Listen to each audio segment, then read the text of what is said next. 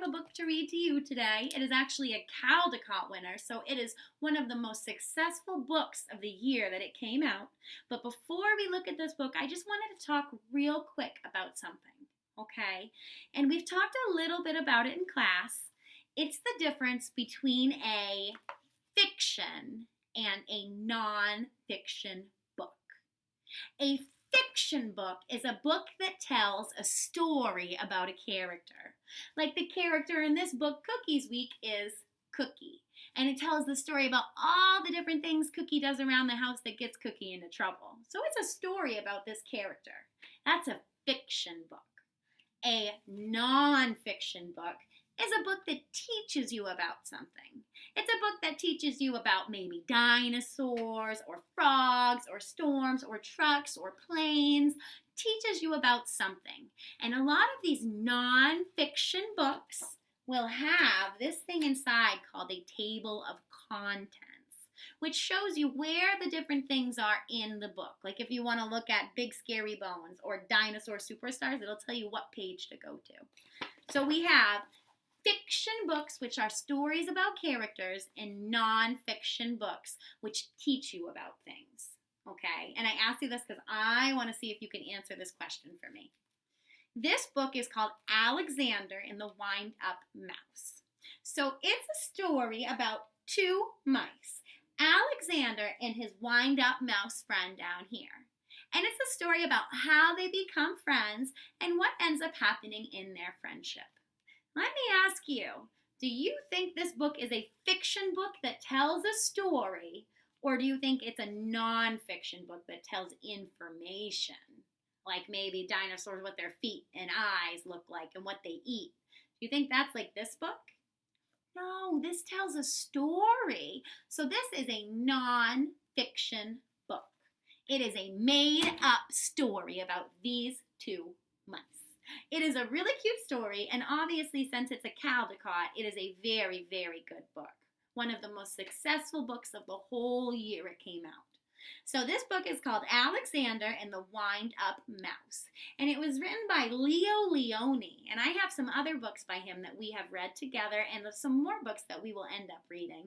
One that we read together the other day was the Egg book, the Mystery Egg book.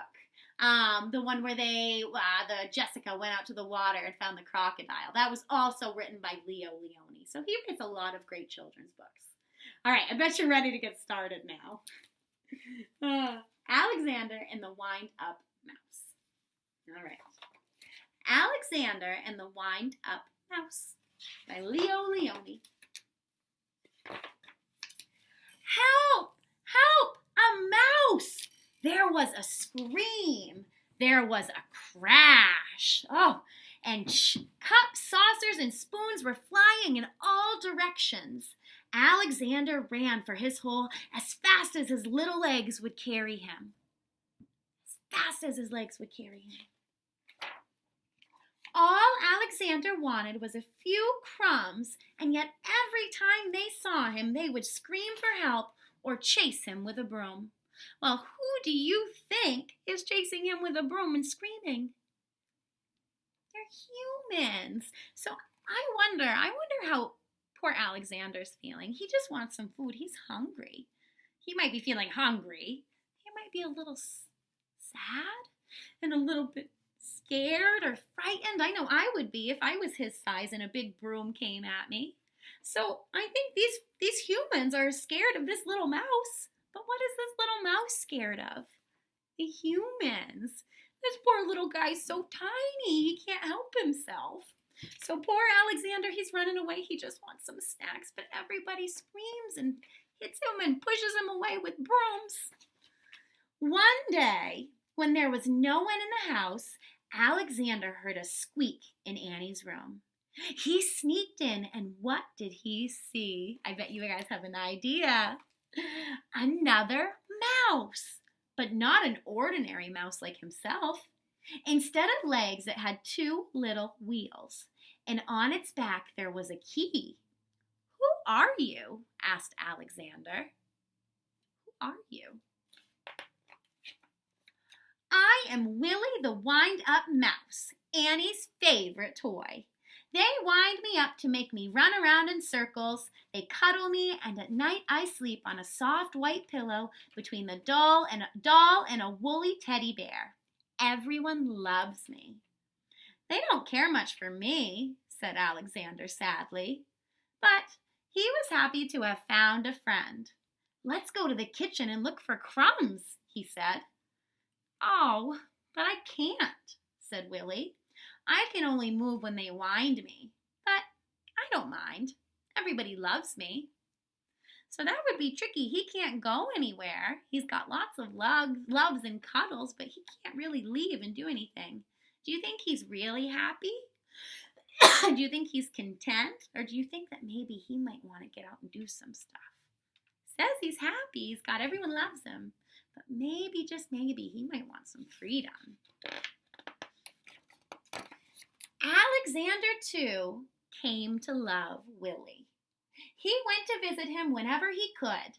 He told him of his adventures with brooms, flying saucers, and mouse traps. Willie talked about the penguin, the woolly bear, and mostly about Annie. The two friends spent many happy hours together.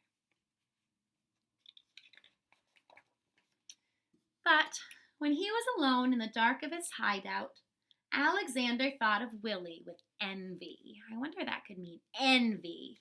Envy means like he was jealous. He wanted what Willie had because he wanted all of that love and all of that attention. So he's envious. Even though Willie is his friend and he loves Willie, he kind of still wants what Willie has. Let's see what happens. "Ah," he said. Alexander thought of Willie with envy. "Ah," he sighed. "Why can't I be a wind-up mouse like Willie and be cuddled and loved?"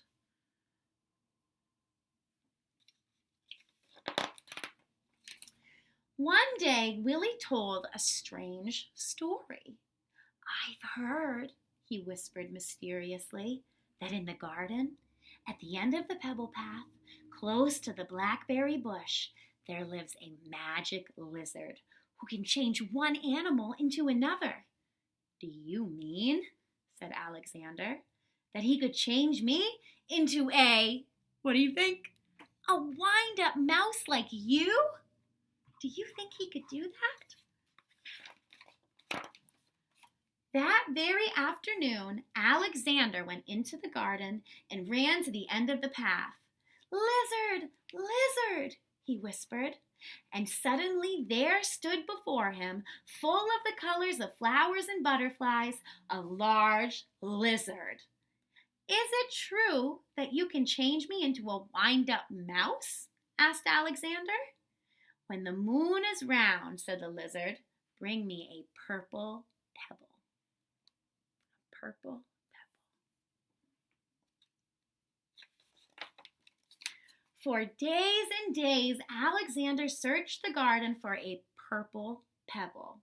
In vain. That means he couldn't find one. He tried and he tried, but he just couldn't find one. He found yellow pebbles and blue pebbles and green pebbles, but not one tiny purple pebble. And he really wants to become a wind-up mouse. At last, tired and hungry, he returned to the house. In a corner of the pantry, he saw a box full of old toys. And there, between blocks and broken dolls, was Willie. "What happened?" said Alexander, surprised. Well, Willie told him a sad story. It had been Annie's birthday. There had been a party and everyone had brought a gift. The next day, Willie sighed, many of the old toys were dumped in this box. We will all be thrown away. Oh, Alexander was almost in tears. Poor Willie, he thought. But then something suddenly caught his eye. Could it really be? Yes, it was. I want you to look real close. I see the wind-up mouse, but what else is hiding down in the corner? He saw it was a little purple pebble.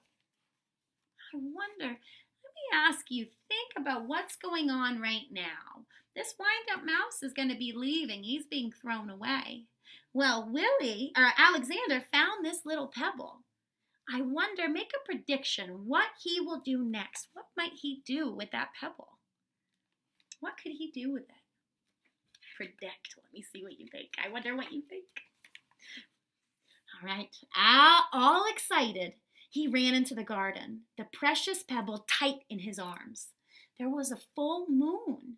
Out of breath, Alexander stopped near the blackberry bush. "Lizard, lizard in the bush," he called quickly. The leaves rustled, and there stood the lizard. "The moon is round, the pebble found," said the lizard. "Who or what do you wish to be?"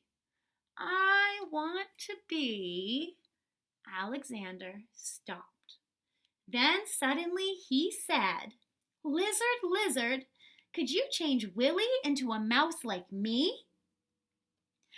The lizard blinked.